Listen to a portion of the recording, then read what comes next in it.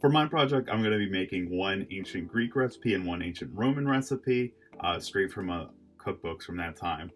The Greek recipe is from Galen's On the Property of Foodstuffs. It's a simple pancake recipe that they might have had at like a food stall or would have made at home. The Roman recipe is from Cato on Agriculture, and it is a cheesecake that they would have had for festivals, specifically like festivals honoring the god Bacchus, which is the god of wine, who's also said to discovered honey, and honey plays a big part in the making of the recipe. So we're going to be making the pancake recipe first. So this calls for 1 cup of flour,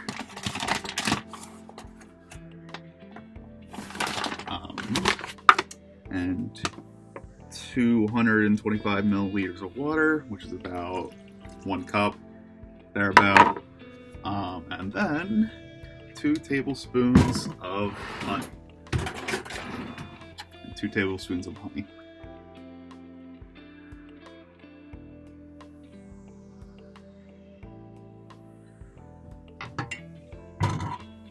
And we're just gonna mix that together. A really simple batter like this. The first pancake is in, and we'll see how it turns out. So they're finished frying, and the recipe calls for some honey to be drizzled over it, and the sesame seeds that I toasted earlier. I only had black sesame seeds; they're not burnt. And there they are. So this is what a traditional breakfast in ancient Greece might have looked like for a street vendor. So our next recipe is going to be the Roman libo, which translates to cake. This is basically just going to be a nice cheesecake with ricotta cheese and some flour, bay leaves, and honey, and 1 egg, and that's it. So I have my oven preheated to 400 already. Just going to grease this baking sheet. And the recipe calls to put 2 bay leaves in the middle of the baking tray. 1, 2 bay leaves. And then what we're going to do is beat our ricotta cheese. So we got 1 cup ricotta cheese right here. Okay, dope. Just extra. I'm gonna beat this until it's smooth. There we go. Beat it till it's smooth. Then we're gonna add our egg.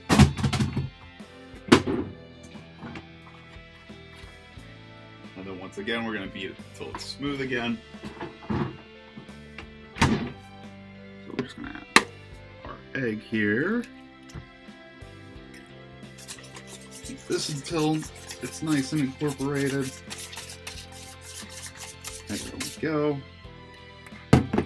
And then I'm going to add 90 grams of flour.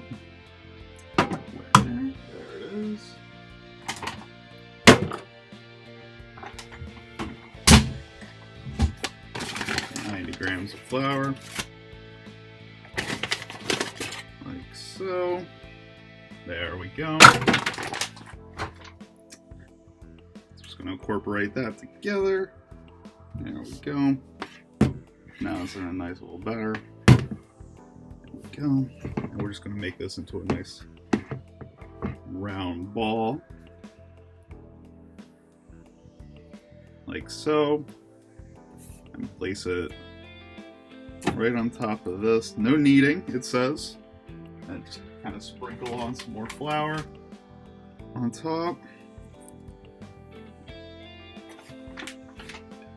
Like this.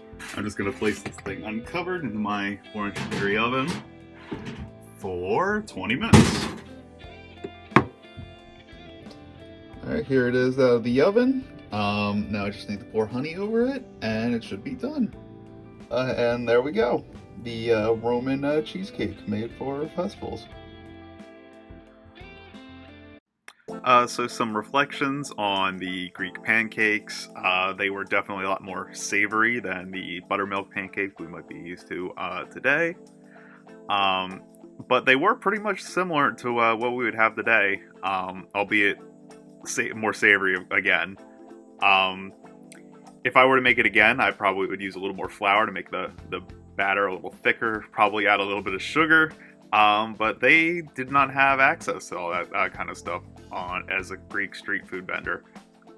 And this is what they would have had to eat before a long day of work or travel, and it makes sense. It was really easy to make, and it used everything that they would have had available to them. They would have had flour, obviously. They would have had water.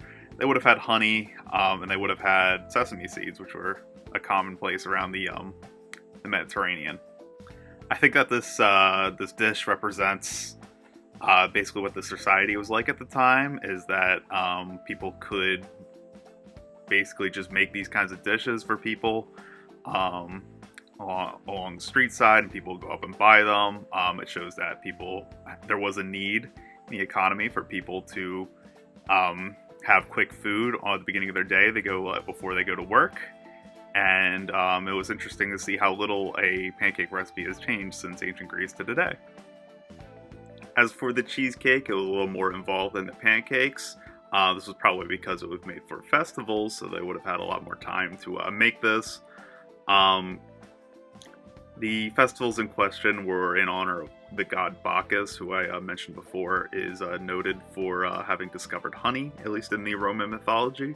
So it was using honey as like a big finisher on it. It was kind of meant to represent that and add a little bit more sweetness to it, because the dish is really just kind of ricotta cheese and flour together, and it kind of needed that extra sweetness to it. It makes sense that they wouldn't have access to sugar, probably, because that would have been costed a lot more to regular people who are just kind of making these for the festivals.